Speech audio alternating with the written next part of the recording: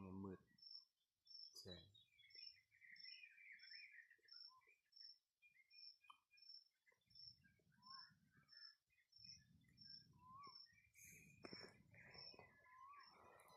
ตอนนี้อยู่ท่ามกลางธรรมชาติ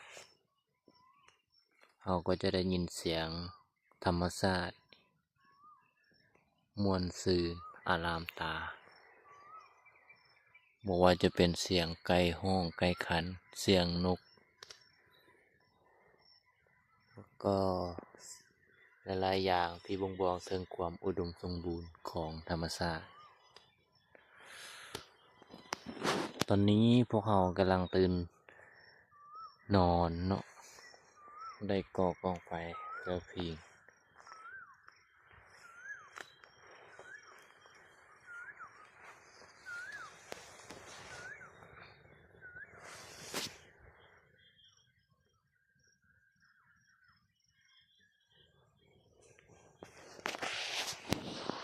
ดวงเดือนบ่ทันได้รับขอบฟ้า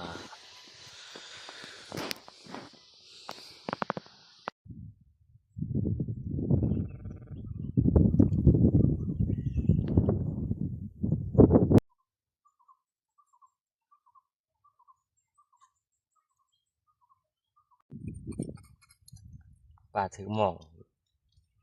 ได้แต่เท่านี้มาใส่ขี้โอ้ย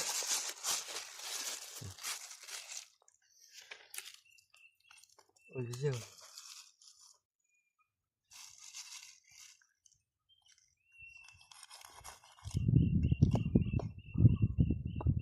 ถือโบราณตาบ่ค่อยมีปานใดมันลงไปนำเลิกวัดช่วงนี้